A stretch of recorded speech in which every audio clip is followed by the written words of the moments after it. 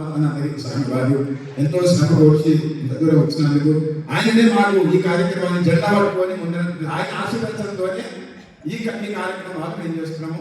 ఇంతవరకు కూడా ఇప్పటికి కూడా ఇక ముందు కూడా వారి ఆశీర్వచనాలు వారి అనుజ్ఞ ఎప్పటికీ ఉండాలని మనసారా కోరుకుంటూ ఓం స్వస్తి ప్రజాభ్య పరిపాలయంతాం న్యాయేన మార్గేణ మహిమహేష గోబ్రాహ్మణేభ్యః శుభమస్తు నిత్యం లోకాః సమస్తాః సుఖినో భవంతు. కాలే వర్షతు పర్జన్యః పృథివీ శస్యచారిణీ దేశోऽयं క్షోభరహితః బ్రాహ్మణాः సంతు నిర్భయాः భాగవతాः సంతు నిర్భయాः సజ్జనాः సంతు నిర్భయాः. ఓం సర్వేషాం స్వస్తిర్భవతు సర్వేషాం శాంతిర్భవతు సర్వేషాం పూర్ణం భవతు సర్వేషాం మంగళం భవతు.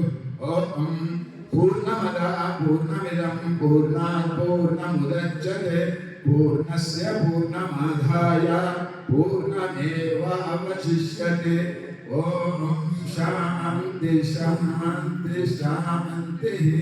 बोलो वृंदावन विहारी लाल की रामचंद्र भगवान की पवन सुत हनुमान की बोलो भक्तजन मंडली की राधा माता की राधे राधे राधे राधे राधे राधे. नमः पार्वती पते हर हर महादेव शंभो शंकर. ఒక చిన్న చివరి క్షమాపణ మంత్రం కూడా ఉంటుంది. మనం పూజ చేసిన తర్వాత కాయన వాచన ఒక క్షమాపణ మంత్రం కూడా ఉంటుంది. కాబట్టి మీ యొక్క రూమ్లల్లో ఏసీలు పని చేయకున్నా కూలర్ పని చేయకున్నా వాటి బెడ్షీట్ మార్చకున్నా ఊకకున్నా చేయకున్నా అన్నీ మీరు చేసుకున్నారు. పోయి ఈ రకం ఏం చేసుకున్నాం అనేది బాధపడకుండా మీ అందరి తరఫున నేను క్షమాపణ కోరుతున్నాను. జయ శ్రీరామ్. ఓం దత్సత్.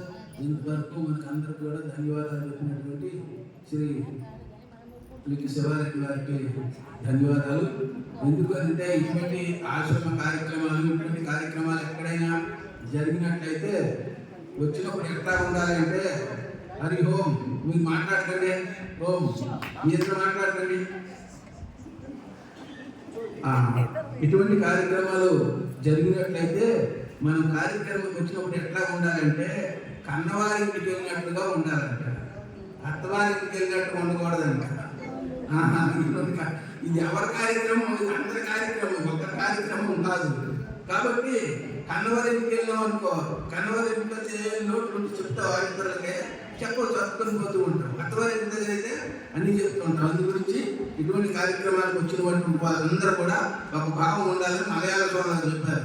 కన్నవారి ఇంటికంటే ఎట్లాగైతే సంతోషంగా ఉంటామో ఆ విధంగా సంతోషంగా ఉండాలి. ఏవైనా లోటుపాటు ఉంటే అవన్నింటిని కూడా సర్దుకోవాలి అని మలయాళంలో యొక్క బాపు.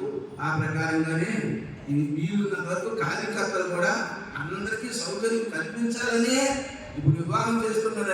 ఆయన వివాహం చేస్తే ఆయన ఏమనుకుంటాడు? అందరూ మంచిగా ఉండాలి, అందరికి కూడా అన్ని విధాలుగా సౌకర్యం ఉండాలనుకుంటాడు. కానీ ఎవరికైనా ఇబ్బందులు కలగాలని అనుకుంటారు. ఎవరైనా ఎవడు అనుకోడు.